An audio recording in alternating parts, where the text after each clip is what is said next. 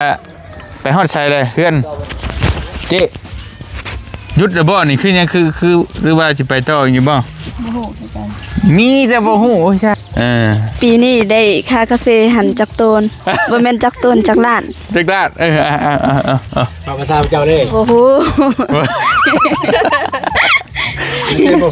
เนาะก็มีผู้ใหญ่เพิ่นก็ฝากเงินมาทางนำประตูในกับบ่หลวงบ่หลายแต่ว่าใช้เป็นเงินรางวัลนะเพื่อฮอดมือมันก็พังเบิ่งอีกเทื่อนึงแบ่งเฮ็ดเป็น2เกมคือผู้ชายเกมนึงผู้หญิงเกมนึงพี่น้องเฮ็ดอันนี้ห้องอาบน้ำบ่โดยเทพื้นแล้วเลยเนาะสังกะสีรูซิ่งอย่างดีเด้อบ่ธรรมดา2-3 มื้อก็แล้วก็ว่าเฮ็ดนั่นจักเทื่อก็บ่ได้มีหยังเลยพี่น้องเอ้ยก็เลยก็ว่าเฮ็ดแบบนี้นะพี่น้องแต่โอเคเบิดแล้วห้องน้ำแล้วเฮือนครัวเราก็มีแล้วก็เฮือนแล้วเบิดแล้วพี่น้องพื้นไฟก็มีเบิดเลยก็ถือ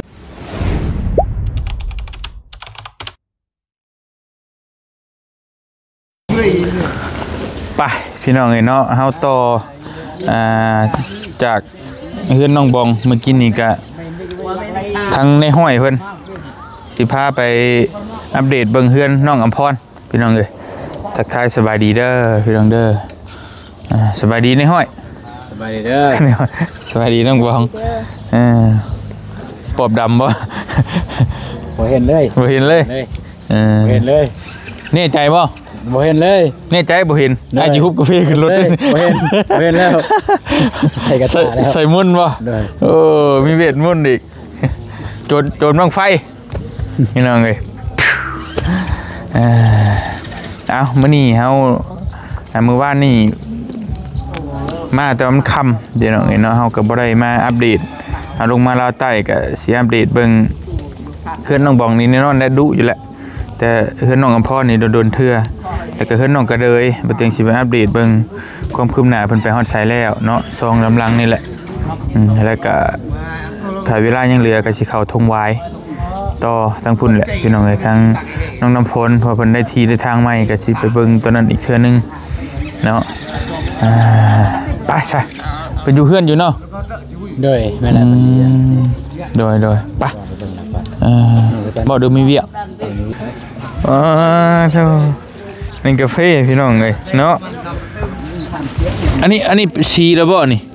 อิ่วซื่อๆอิ่วเป็นสีกันซีมันเต็มมากในนี่บ่นี่นี่ถ้าสีแล้วนี่โลเท่าไหร่สีโอโลแพงได้สีเพราะว่ามันในแท้เลยเป็นจะคายเป็นคะแนนแบบสำเร็จรูปหรือเ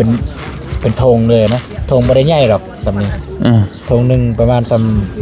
5 โลบ่ประมาณเท่าไหร่แต่ว่าช้ำนี่เด้ช้ำนี่ซื้อนี่ไปขายโลเท่าไหร่เดี๋ยวนี้150,000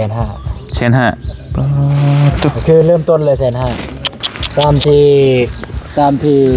เกินกระทรวงว่าเพิ่นแจ้งมาเพิ่นแจ้งมาว่าราคามาตรฐานแม่นราคาเริ่มต้น150,000บ่ให้เกิน250,000เกรด A B C มันเป็นตามเกรดเลยครับกาแฟงามนี่ก็เป็นล้าน2 ล้านผมมั้งนี่เนาะแต่ปัจจุบันนี้ปัจจุบันนี้เพิ่นซื้อ120,000ประมาณเริ่มโอเคไปเจ้าพี่น้องเนาะ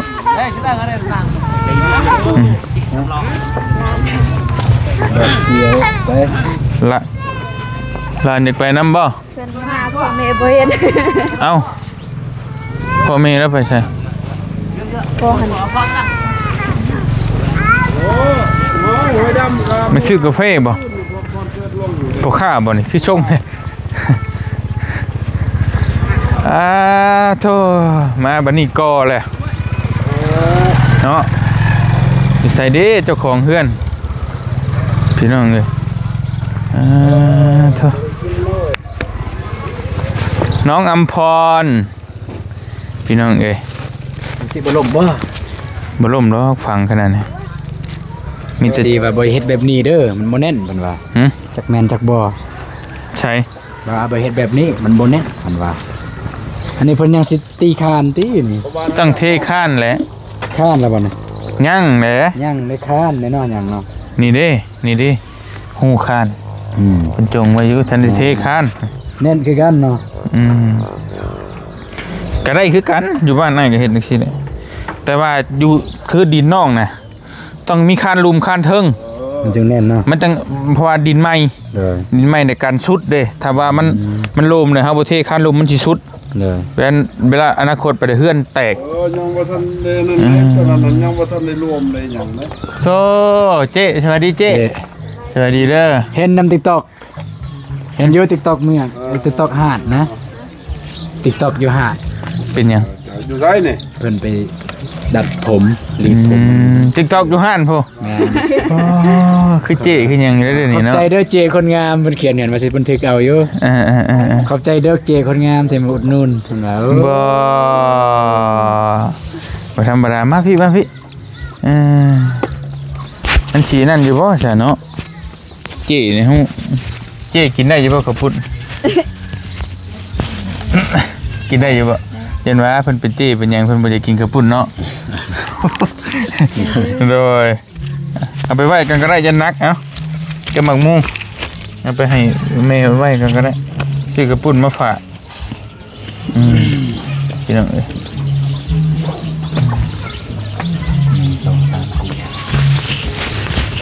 15 ต้นกะ นั่น12เพื่อบ่ให้จำกัน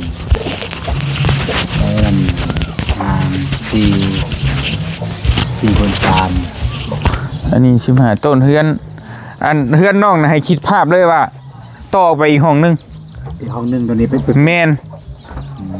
คือมันเพิ่มอีก3เสาได้18 สำรถไฟนะยาวบันรถไฟแล้วรถ อันนี้1 2 3 4 4ห้องเนาะ แบบ เพื่อนน้องนะ คาอยู่ไซบัดเนี่ยห้องคา นี่เด้ ห้องคาทางหน้าเนาะ แมน แบบของอายเลยบ่น เป็นของง่ายแหละแต่ว่าก ลางนี่ แต่ว่าเนี่ยยังเดี๋ยวจังไปคุยอีกเทื่อนึงก็ได้ว่าน้องสิเอาอยู่ข้างในบ่หรือข้างนอกอีกได้บัดนี้นะเพราะว่าถ้าอยู่ข้างนอกนั้นมันเป็นเกยเด้ มันยังเกย อยู่พี่เพิ่นเอิ้นหยังวะหม่องนั่งลิ้น โอ้ เดี๋ยวนอกซ่าน นอกมันสั้นเดี๋ยวให้เบิ่ง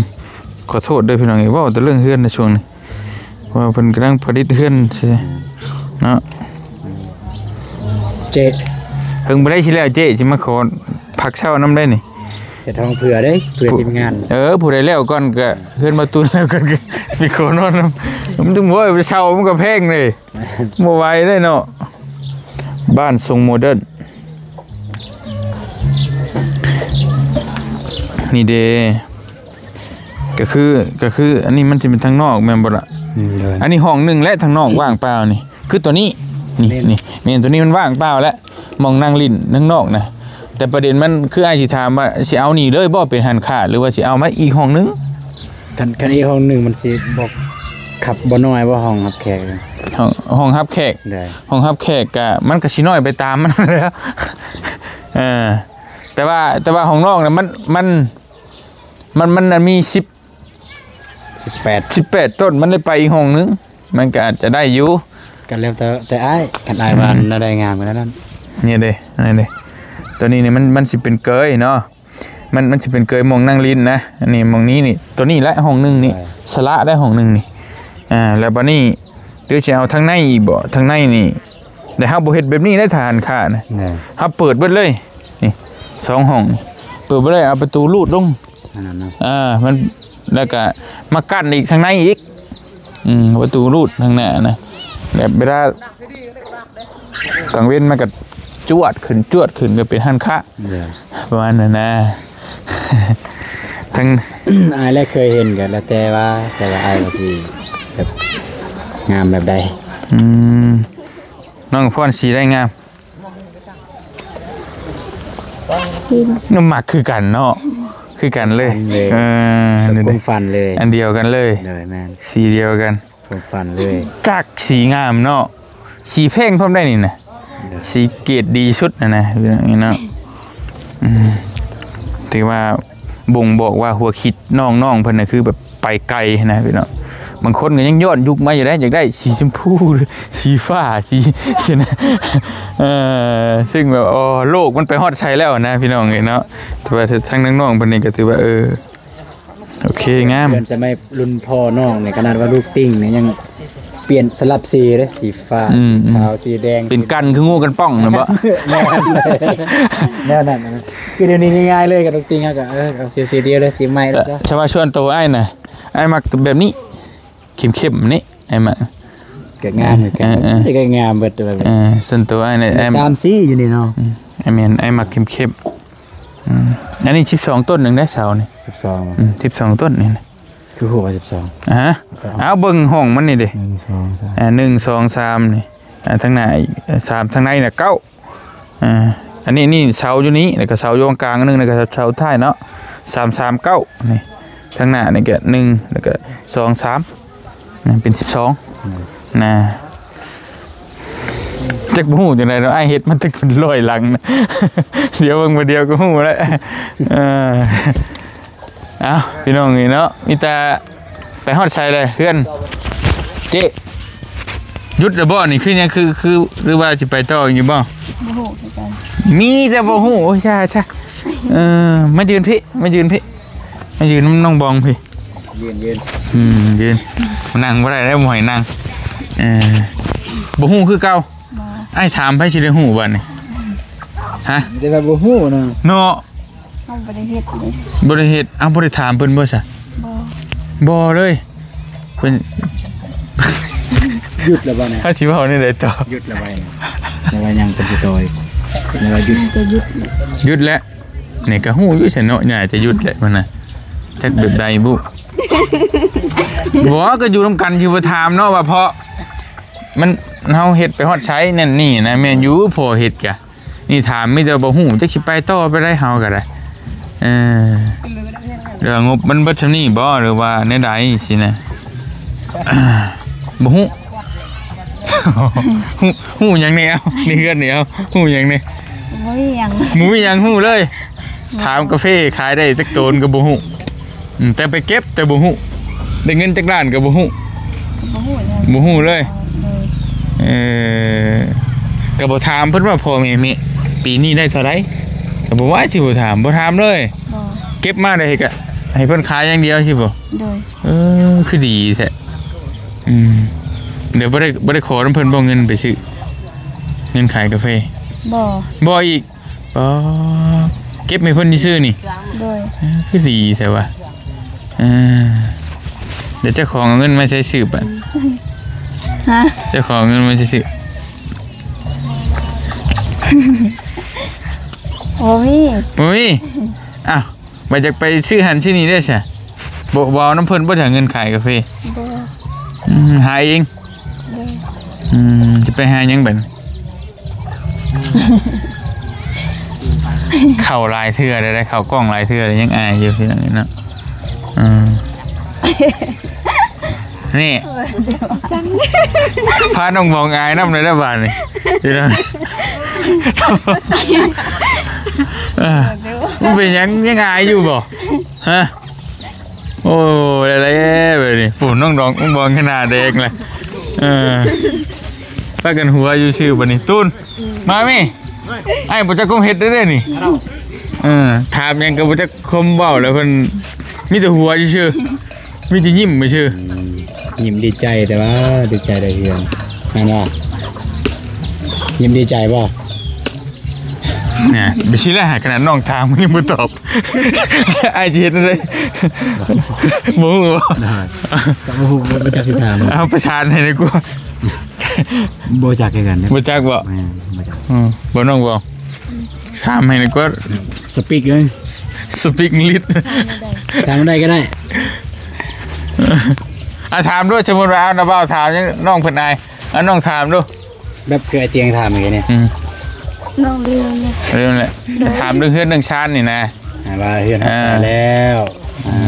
กาแฟเบิดดับบ่เลยถามว่าก็ได้จักโตนปีนี้ยังสินะ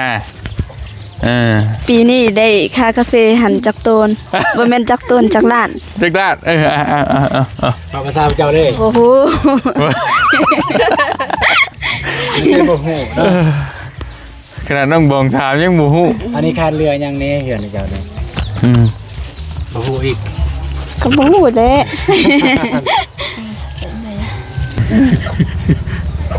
มาเขาบอกไปฮอดใช้อะไรเมื่อกี้นี่ นี่ถามหนึงเหือนซานบ้านซองน้องนี่ว่าฮอดไซส์สินะเป็นยังคือแบบมื้อนี้บ่เห็นเพิ่นเฮ็ด มื้อนี้เพิ่นไปใช้เพิ่นบ่เฮ็ด เพิ่นไปยกเสาบอกได้ โอ้เพิ่นว่าไปปรับเซาอันเฮือนหลังนั้น ตัวนั้นก็แม่นอีกอ๋อเนาะเฮ้ยเนาะมีแต่คนเฮ็ดกาแฟคักแน่ดีแล้วอันนี้ เสียติเจ ของเฮาได้ซั่น ยังเงิน ได้จักต้นของเฮา ต้นบ่ เออ บ่มีมีแต่บ่หลาย นั่นแหละได้เท่าไหร่เอา ของแม่เนี่ยอันนี้บ่ตามตรง เรื่องต้นบ่ฮอดต้น บ่ฮอดได้ตากแห้งเลย แม่น นี่ แม่ เพราะว่าถ้าต้นหนึงตากแห้ง มัน นี่ จะเป็นเงินนี่บ่ประมาทก็สิได้อยู่30ปลาย10ปลายล้าน 18ล้าน โดย กลัวที กลัวบ่กลัว เว้าได้ก็เว้ย กาแฟนาเดียวกันไม่ได้กลัว คือชวนบ่กว้างหนึงบัดเจ้าของนี่มีแต่ท่อมตน แล้วกาแฟมันจะตามแคบมันได้ บ่เป็นหยัง แต่กระบอนทำไปถ่ายคลิปมันกาแฟอ้าย อ้าวเฮาเก็บมื้อนั้นของไผใช้ทั่วเบิดน่ะ ของอ้ายอยู่บนทางหลัง เก็บให้อ้ายสิบ่น่ะ แมน นึกว่าเรา เอาแบบ ก็ของเฮากกสูงเด้แกเฮาอยากถ่ายคลิปไกเตถ่ายบอกกกเตี้ยๆซะ โอ้ยกเอาของน้องหั่นแหละเนาะบ่ได้แนวน่ะได้ประโยชน์นำพร้อม ไปเมื่อเฮาไปเมื่อ เอ้า เมื่อ โอ้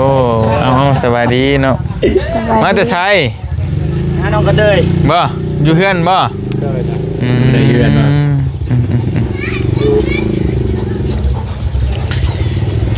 อ้าวมีแต่ในนั่นแหละพี่น้องนี่เนาะอันมื้อได้เพิ่นสิมาถมดินตามต่ออีกอ่ะนี่สิถมดินพร้อมบ่ โดย เทคานแล้วก็ถมดินบ่ โดย จบบ่ด้วยต่ออีก พอสมมุติทมดินแล้วเนี่ยแบบยังสิเฮ็ดต่อวันละสิจบไว้ก่อนไว้กาแฟปีหน้าอีกหรือว่าได้ โจะไว้ก่อน เฮ็ด เฮ็ด ปลา ปีหน้า แม่นเพราะว่า ซ้ำนี่ไว้ก่อน ถามตอนนั้นเดี๋ยวน้องเพิ่นว่าเฮ็ดตามงบ เฮ็ดตามนี้งบมันแหละ ค่ากาแฟปีนี้เฮ็ดซำนี้แล้วก็ถ้าปีหน้าเอาอีกประมาณนั้น ก็ได้หลายเติบได้ทำนี่ก็ถือว่าก็เอวเทคานไว้แต่มันยังสิเทคานอยู่แต่ของน้องนี่ต้องเทคานตัดนะ อะไรกันตัด ตัด แบบทุกเสาเลยนะ ตัดทุกเสาเลย มันจังสิทนเพราะว่าดินใหม่เด้ดินเก่านี่บ่เป็นหยังดินใหม่เวลามันถึกน้ำฝนน้ำหยังมันสิวุบ มันสิ ลง ลง แม่อันนี้คือน้องอำพรนี่มันดินเน่นละบ่เป็นหยังนี่บ่เทก็ได้ เทแต่ซ้ำนี่แล้วก็ เสาราคาสำคัญไหม ฮะ เสาเบาตูนกับอันนี้ ของเฮาน่ะ700,000 7,500 700,000 แต่ข้างนอกมันบ่ฮู้เท่าไหร่ของน้อง 700,000เท่านั้นเนาะ น้องเพิ่นเว้าอยู่มื้อนั้นนะเฮามาถามเนาะมันคลิปเอานม 700,000เท่าไหร่ 700,000ด้วยกัน700,000 707 78นั่นแหละ ประมาณนั้นแหละ แสดงว่าทางทีมงานน่ะเขารุดซะ เอารุดแล้ว มันรุด ไอ้ไปคู่เอา ถือปี รุดมื้อนั้นเด้มื้อมาแต่กระลุ่มหั่นเด้ โอ้ แก มือแต่บ่ฮู้เบาเจ็บหั่น ก็ว่าไปคู่น้องกัน คนบานอเลงบ่ฮู้บ่เจ็บ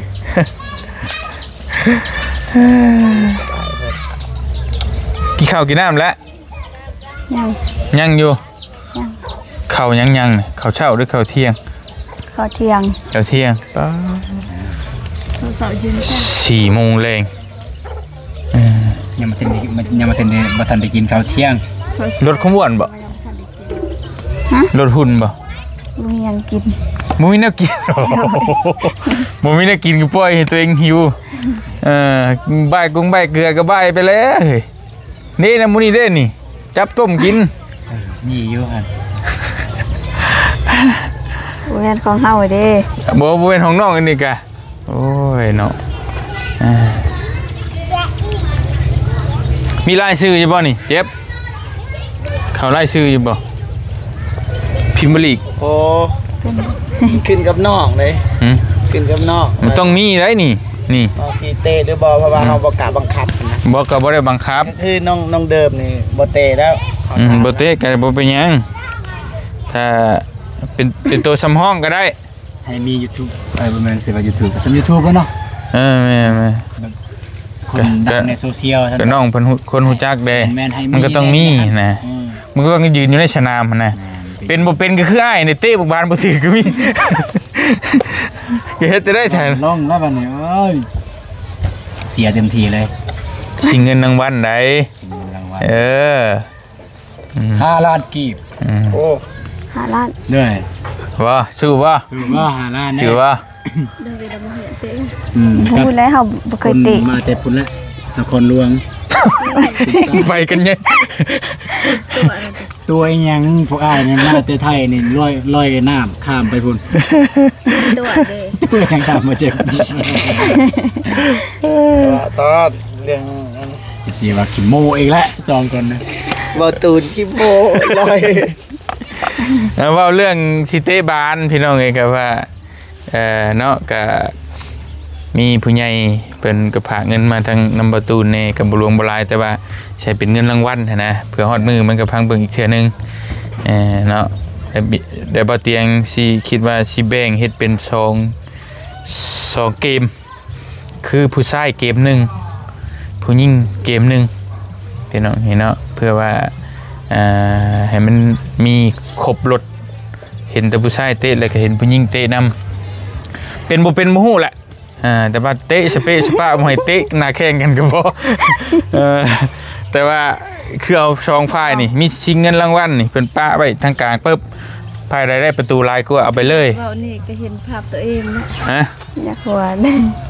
เอาน่ะบ่าวเด้ก็เตะบ่ถึงห้องบักบานเห็นบ่ก็ยังลงคือเก่าเฮ็ดจะได้ใช่มันก็ตามนั่นแหละ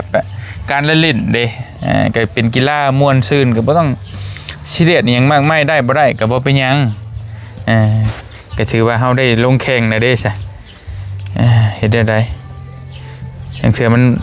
บ่ชนะนั่งให้ก็มีคนเอาเงินให้ก็มีพอดีตน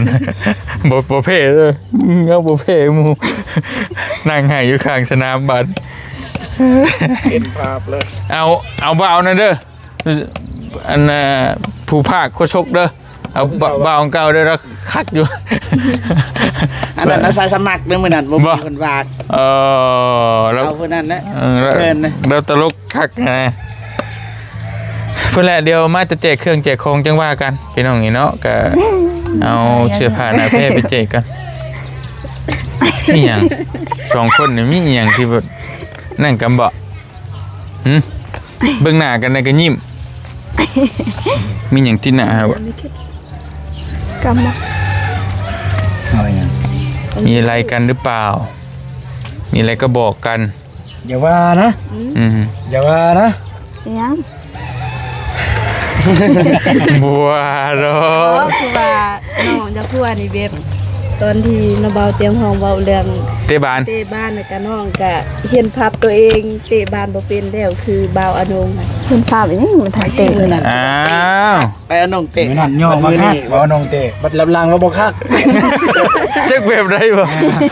หน้าเล่าว่าโอ้คักว่าอนงสุดยอดบ่เนาะจังว่าลงว่าชื่อจักมื้อนั้น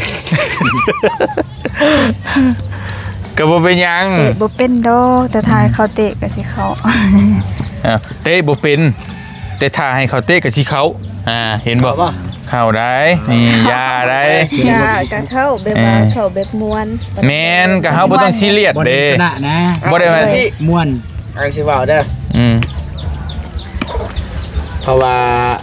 น้องก็เตะบานนี่นะบานหังต้องมีค่าเสียอย่างน้อย20คนได้บ่อยากได้ค่าเสียอย่างน้อย20คนค่าเสียกองเสียกองเสียจากน้องเลยให้ไปเบิดบานหังมันก็ขึ้นอยู่กับผู้สิไปแล้วนะเฮาก็บ่จักสิว่าแน่เนาะอันบอกว่าให้แต่เฮาก็บอกเพิ่นบ่ให้บ่เตะให้เพราะว่ามันบ่เกี่ยวนะขึ้นชูที่เสียนี่แต่เฮาก็ต้องประกาศว่าเฮาสิเตะบานให้เด้แต่ว่าคือให้หมู่เฮาสิไปบังคับให้หมู่ไปเชียร์มันบ่ได้ติต้องคือเพิ่นอยากเบิ่งเพิ่นอยากเชียร์เพิ่นก็ไปนะใกล้ๆนะ แต่เฮาแจ้งว่าสิเตะบานเด้อเวลานั้นเวลานี้แหละประมาณนั้น แต่ว่าพ่อแม่นี่ไป ไอ้ผัวบ่ชงดอกจึงได้ลูกหลานก็จังว่ากันฮอดมือมันก่อน ถ้า เนาะ ลูกหลานเตะก็ไปแหละ บ่เรือแหละ เขาอยากเบิ่ง ไผบ่อยากเห็น เตะนะแบบใด ก็อ้ายก็ยังอยากเบิ่งวันนี้ได้ยิงตั้มลิบมาโยว้าตาพี่น้องเฮาบ่ได้เน้นว่าจริงจังเฮาเน้นเป็นซีซันซื่อดอกก็บ่เป็นหยังเนาะ FC เพิ่นก็จะเห็นมักนะเพิ่นมักมันม่วนพี่น้องเดี๋ยวฮอดมือมันจังบ้ากันเนาะ เลย นี่แต่เดี๋ยวจังว่ากันพี่น้องเนาะไปเดี๋ยวไปเฮือนน้องกระเดยก่อนไปเยี่ยมยามถามข่าวบางเพิ่นแล้วก็จำบ่ค่ำก็สิเข้าทุ่งวายมีแต่นั้นแล้วเด้อฮู้แล้วตอนนี้ฮู้แล้วเบิดเท่านั้นได้เฮือนเนาะ เลย เอาดินมาถมมื้อได้สิเอาดินมาถมโอ้ ยังโอ้ มื้อได้สิเทคาน ถามพ่อก่อน ทำ ตาพอว่า เพราะว่าพ่อเป็นคนเฮ็ดเนาะ พอเป็นคนเฮ็ด เพราะง่ายคือน้องเพิ่นนี่พ่อแม่พาเฮ็ดหยังเฮ็ดนะคือสมมุติว่ามื้อนี้ตื่นมาเนี่ยพ่อบอกว่าเฮ็ดนี่ได้ก็เฮ็ดแล้วก็แต่บ่ฮู้ว่าความคืบหน้าหรือสิไปฮอดใส่ก็บ่ฮู้นะพี่น้องก็ประมาณนั้นเนาะ เลย เพิ่นให้เฮ็ดก็เฮ็ด เลย เพิ่นพาพักก็พักสิ เลย โอเคไปซะไปหากินข้าวปุ้นซะกินอยู่ตะวะกินได้อยู่ตะวะ ได้ ยันว่าอย่าเป็นจี้เป็นหยังบ่อยากกินข้าวปุ้นเนาะมากินปัญหาชื่อแต่ข้าวปุ้นนั่นแหละมาฝากกันก็มันนี่บ่แพงปานใดถุงละ20,000ก็ว่าจะกินสเต็กไปมันก็ยากอยู่นะมันแพงนี่ทำข้าวปุ้นเฟอนี่ได้อยู่ถ้วยละ20-30นี่ไปเด้อฉันเด้อโดยขอให้เฮือนแล้วไวๆเด้อ เลย ร่วมงาน เดี๋ยวฉันมากินลาบชีดน้ำตอนขึ้นเฮือน โดนอีกกี่ปี 2-3 ปี โอ้ 2-3 ปีพู2 กับ 3 ได้ 2-3 ปีบ่โดน ปี 5 ปี แม่น เพื่อนน้องได้จักปีคิดว่า ยังบ่ฮู้ บ่ฮู้เลย แม่นไหนบ่ฮู้บ่ได้ จะร้องกล้าเบิ่ง อีก10 ปี เฮ้ยมันก็เกินไป คันเฮือนบ่แล้วเนี่ยเอาก่อนเลย กำหนดแล้วป่ะกำหนดกันแล้ว ก็เคยทำเป็นเรียนอยู่ว่ากัน ว่า เรียนบ่แล้วเลยเอาเลยได้บ่ตอบ บ่ต่อห่านเว้าเองบ่จักนี่เดี๋ยวน้องบอกยังเฮ็ดหน้าเชื่ออยู่ ตอบ ว่าตอบว่า ตอบ ถ้าเฮือนบ่ทันแล้ว เคยบ่เรียน อยากบ่ตูนอยากได้ก้อนมาสินะ แต่ได้ ก็ได้นี่ไปฉันบอกให้มีมาขอเอาอีกแล้วให้กำหนดเท่าไรก็ว่าไงปีหนึ่งว่า โดย สิ้นเดือนนี้ได้นี่ปีเวลาปีหน้าน้องว่าปีหน้าสิ้นเดือนนี้ได้นี่ เดือนเก้าแหละ เดือน9บ่ เดือนเก้า อ๋อว่าเดือน9บ่คุยกัน หรือว่าให้ครบรอบขึ้นเฮือนใหม่ อ๋อ เดือน ครบเพื่อนนะเดือน โอเคคือน้องเพิ่นขึ้นเฮือนมื้อใดครบรอบปีหนึง ได้ ฮอบมาฮอดอันมือขึ้นเฮือนหันแล้วแม่นได้ปีหนึงนั่นก็หลังจากหันก็จังว่ากันอีกไปเทื่อนึงบัดนี้เนาะพอดี18 10จักปีก็ 19พอดี20ปีพอดีเป็นผู้ใหญ่เตรียมโต คือได้น้องย่างสิแหละ ทั้งนี้เฒ่าทั้งนี้ ทั้งนี้ผู้ใหญ่ทั้งนี้เฒ่าบ่เฒ่าหรอกเนาะก็พอดีงามเด้ พอดี30 ปีเลย ไอ้ว่าเพื่อฮอดพุ่นกับเฮือนกันน่ะสิเป็นรูปเป็นร่างถ้าบ่แล้วกันน่ะจะเป็นรูปเป็นร่างนะแบบว่าอย่างน้อยก็ได้มุงหลังคาได้ก่อได้หยังแหละก็โอเคแหละถ้าบุญวาสนานำพาส่งก็อาจจะแล้วไว้ก็หั่นเนาะก็ว่ากันอีกเทื่อนึงแต่ว่าที่แน่ๆกับประสานเรื่องดินเด้อ ให้ดินมาถมก่อนเดี๋ยวจังว่ากัน กันโดนทีมของเบานุ่งติดต่อกันเป็นประมาณแล้วเนาะสิฮับ แม่พังบืนนั่นแหละชุดไทย แต่ว่ารถอยากน้อย น้อยก็ยามัน แต่ว่า6ล้อคันใหญ่นั่นน่ะ อืม แต่ว่า6ล้อเขาคันน้อยคือมาเมื่อวานนี้ อืมแต่ว่าน้ำบ่อยากปานใดมันน้อยโพด แม่มันน้อยคือไอเห็นนั่นแหละดินแต่คนน้อยเดียว แต่ว่าดินก็คักอยู่แต่ว่ามันน้อยโพด คักๆยำหับคัก อืม เกินน้อยเดียว500,000 ไปสาจังว่ากันเด้อน้องเด้อสบายดีเด้อโดยอันนี้มันยิ้มตลอดเนาะมันต้องมีอย่างสักอย่างกับชองคนน่ะ นี่ อืม อ๋อแบบสนิทกัน ฮะ สนิท นี่สนิทมันก็แบบโมนะอย่ามาตัวระเบาแล้วว่าไปสัมภาษณ์คนมานี่ฮอบโลกบ่ล่ะฮอบ เบิ่งสายตา แม่นเฮาฮู้แล้วว่ามันแบบ มียังคิดในใจ นี่อย่างที่ว่าฮู้กันแค่สองคนน่ะนะเฮาบ่ฮู้นำหั่นน่ะประมาณนั้น อ่า อย่าได้ไอ้เจอกับคนมานี่หลายได้ไอ้ฮู้ อืม อืม เรียกว่ารักมักกันหั่นบ่ บ่แม่นคล้ายๆว่าน้องน่ะมีแนวฮู้กันที่ว่าสองคนแล้วก็บ่อยากบอกทั้งที่อ้ายเห็นนะมีแนวฮู้กัน บ่ฮู้เวลาน้องอยู่กับเพื่อนแนมหน้ากันนี่ก็แบบรู้สึกกับกลัว แต่ว่ามันก็มีบางมุมเพิ่นสิว่าจังซี่ถ้าพวกน้องแนมหน้ากันแล้วก็ฮู้กันก็สิว่าพวกน้องนี่เย้ยเฮา บ่แม่ อะ น ไรบางมุมเด้แบบนั้นเด้ ก็เป็นไปได้ แม่น แต่อีกประเด็นที่สองคือว่ามีอีหยังที่ว่าลบล้ำคมใน แม่น ที่ว่าบ่ แม่น ที่นอกเหนือจากเฮาบ่ฮู้ นั่นแหละ ก็ยังหัวอยู่ฮะจะสิว่าได้แท้เนาะถ้าเฮาบ่มีหยังนี่ฮะเนาะบ่มีหยังกันเนาะมันก็ธรรมดาอันนี้ไปเบิ่งหน้ากันเลยหัวหน้าแดงพร้อมน้องบองเมื่อกี้นี่น่ะ หน้าแดง เออ หน้าแดงแล้วนี่ แดงเนี่ยนี่มันต้องมีแบบมีหยังที่แบบมันนะไป เลยเจีย ยาแล้ว ฮะ ไปเดี๋ยวจังว่ากันไปพี่น้องเอ้ยเฮาก็มาต่ออยู่บ้านน้องกระเดยบ้านนี้สายของน้ำของในแล้วเด้อบ่เอ้า สบายดีเด้อนะบ่าว สบายดีน้องกระเดยพากันเฮ็ดหยังอยู่หั่นฮะป้าโธ่เฮ็ดหยังใหญ่โอ้ใหญ่ว่าเอาสะเฒ่าเลยเหรอวะเฮ็ดหยังตากกาแฟตากเฮงนี่สิเลยนี่เนาะเฮงไม่ ตั้งแต่ตอนนั้นบ่เนี่ย เฮงไม่ได้เฮาไปเฮ็ดได้นี่ ใครก็มีเลยก็ได้ มีน้อยเด้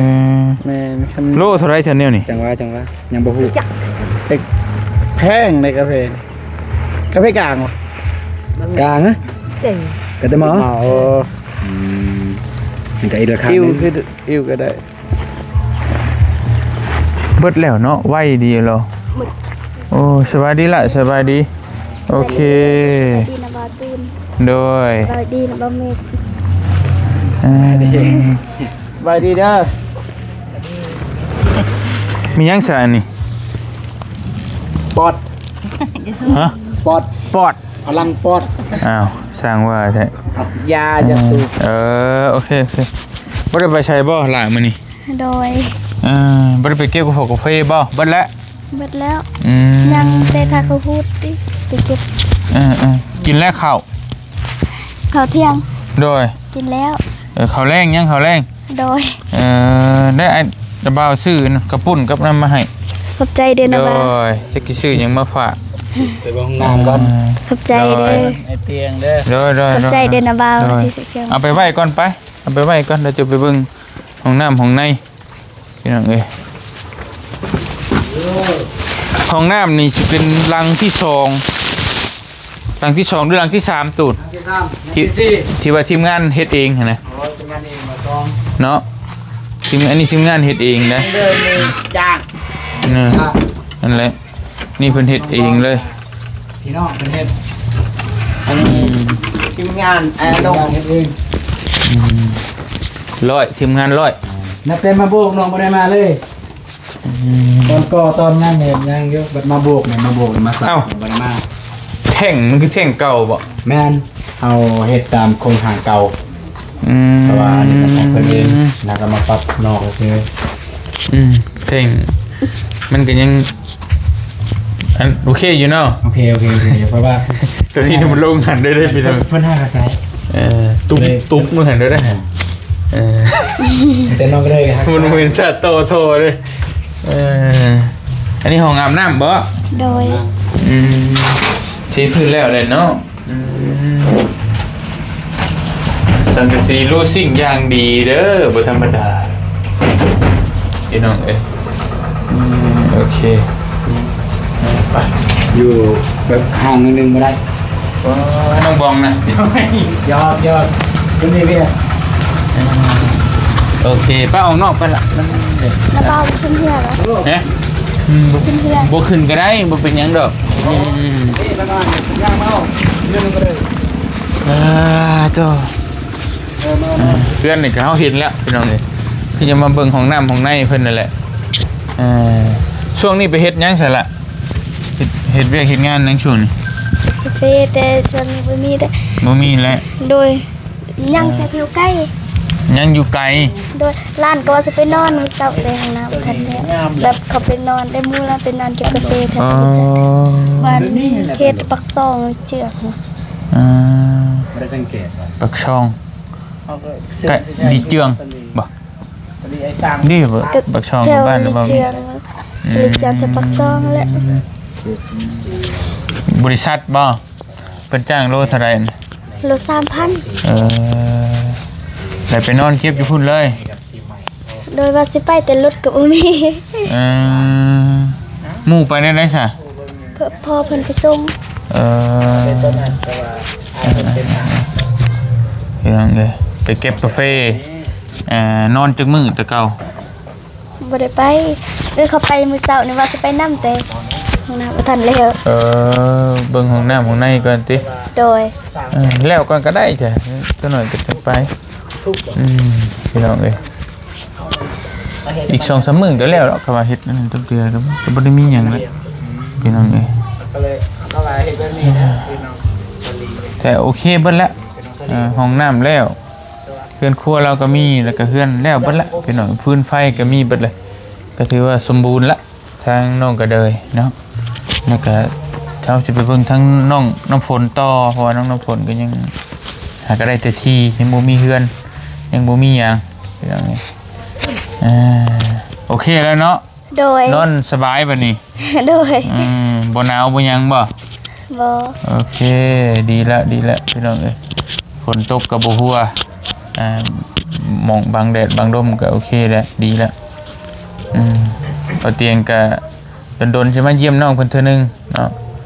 ก็มีความเปลี่ยนแปลงไปหลายเติบอยู่ก็ดีละมีแต่ให้ทางทีมงานมาเบิ่งเรื่องของน้ำเปล่านุ่งเราก็ยากแน่ช่วงนี้ก็ได้พี่น้องก็ยากลูกยากเต้าในจักอีหยังนี่ก็หลายอย่างหลายแนวเนาะไปมีแต่ไปแล้วเดี๋ยวบ่เตียงกะสิกลับเข้าไปเบิ่งทางน้องน้ำผลน้ำนี่แล้วก็สิไปเบิ่งเยี่ยมยามถามข่าวได้หลายเฮือนพี่น้องนี่เนาะมีแต่ว่ามื้ออื่นมื้อฮื้อสิเอาผ้าห่มไปแจกบ่แม่นผ้าห่มเสื้อผ้าหน้าแพรมีผ้าห่มจะบ่หลายพี่น้องนี่เนาะแล้วก็มีถุงยางชีพแน่หน่อยนึงก็จะเอาไปทั้งบ้านเบาลิดพุ่นแหละไปแบ่งปันกันเนาะลงมาเราไต่รอบนี้ก็คือเก่าพี่น้องก็สิออกไปนอกๆเพราะว่าแถวนี้มันก็คือพี่น้องเห็นนี่แหละเพราะว่าเพิ่นก็มีสวนกาแฟแต่ละกูแต่ละมันก็พอได้อยู่นะพี่น้องพอได้อยู่ได้กินก็บ่ถึงกับว่าทุกอย่างแห้งๆเอาไปเขตนอกๆหม่องที่เพิ่นบ่มีหยังอีเดียรอพุ่นแต่ว่ากันเนาะบ่เจ็บพร้อมบ่ไปแจกเสื้อผ้าพร้อมบ่ติดหยังเนาะมีงบพร้อมโอ้ยสิซื้อหยัง ให้เบ้าน้องจัดมีแต่สิพิจัยเงิน ถุงยังชีพบ่โอเคใส่เป็นนำการถามแล้วเบาผล เอาฝนมื้อนี้ก็ไปส่งแม่เข้าโรงพยาบาลนี่ คือสิบ่ได้ไปดอกฉันเนาะ เมื่อวานก็ไปส่งพี่น้องอีกเมื่อเสไปตลอด นั่นแหละคำว่าเฮาสิได้ฮู้กันเพราะว่าเดี๋ยวก็จะว่า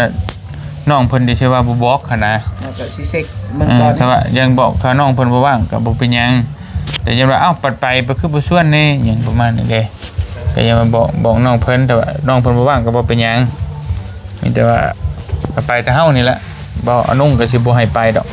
แล้วก็ยากพี่น้องยากน้ำลูกน้ำเต้านี่ให้เบิ่งลูกเต้าก่อนสิไปบ่เจ็บบ่ตูนนี้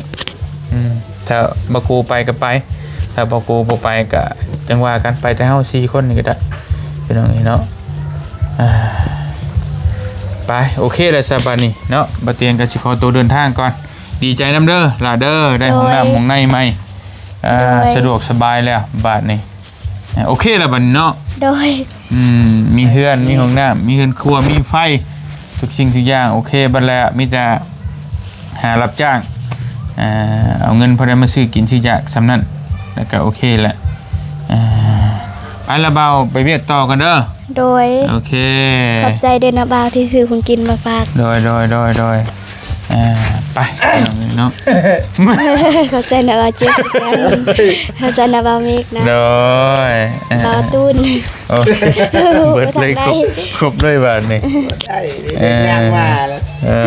มีหน้ามีตาแน่ โอเคไปมาเตียงขอตัวเดินทางก่อนอยู่ดีมีแห้งบัดสักครู่ทุกคนเจอกันพี่น้องเอ้ยทงไว้ต่อบัดนี้เนาะสบายดีเด้อพี่น้องเด้อบ๊ายบายไป